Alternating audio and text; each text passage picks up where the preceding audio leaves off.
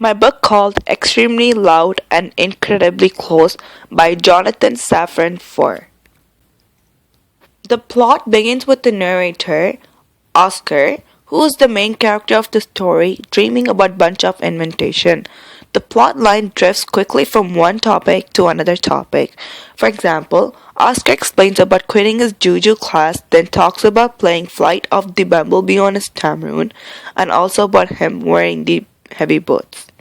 He then shares how he rode in a limousine, which is a car, to his father's cemetery.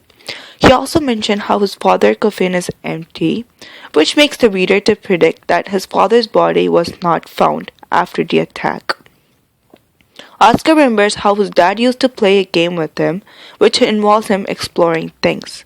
The last one his dad sent him before he died was a scavenger hunt through Central Park. Oscar switches subject to discuss about his other interests. He says how he is not allowed to watch TV, so he reads books.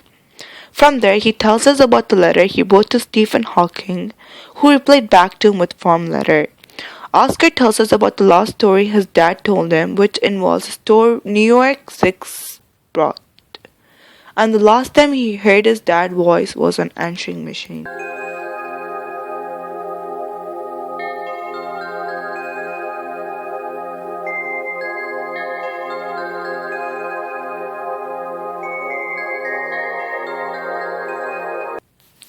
The narrator changes here as his chapter set in 1963.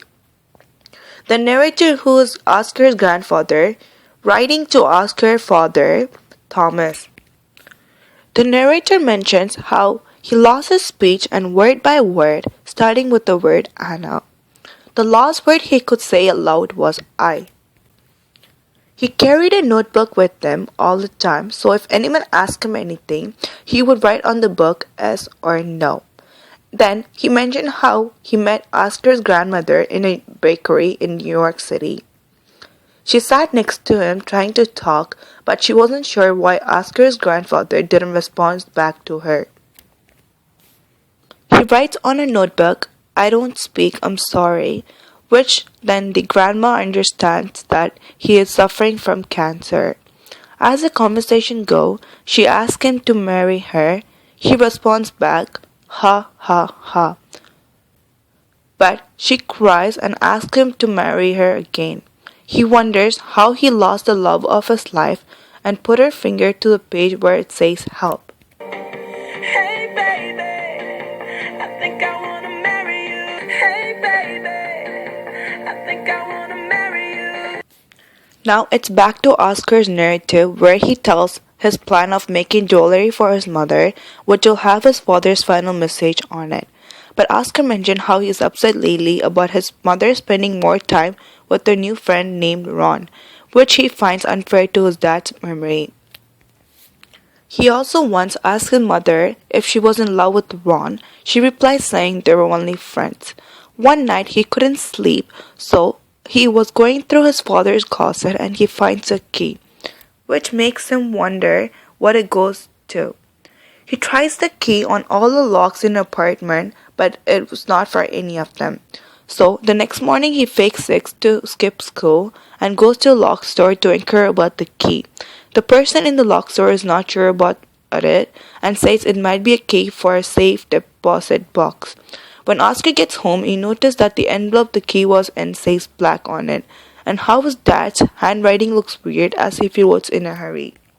He stays home again the next day because he was curious to know what the key was for. So he goes to an art supply store which his dad usually go, and he tells the manager how the envelope. The manager suggests Black could be a person name, so when Oscar comes home, he does a research and finds out 472 people with the last name Black lives in New York City. He makes the plan of visiting all that 472 people in 3 years, but at the same time he wanted to know it right away. Then the plot changes to him looking at his scrapbook, and he thinks about the worst-day and the 5 voice message his father left. He had kept the message secret and switching answer machine so he can remember his dad and replay his voice. He then contacts his grandmother, who lives across the street in another apartment building.